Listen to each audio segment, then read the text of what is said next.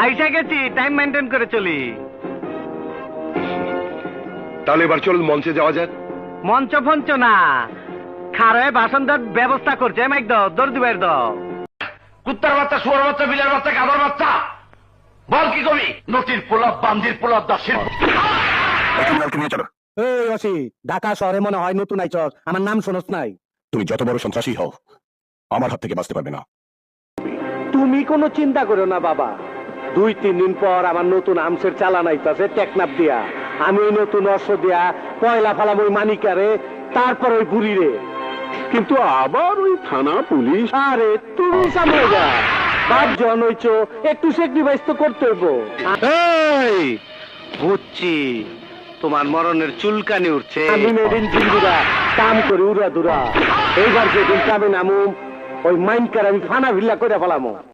মলম লাগাই দিবনি।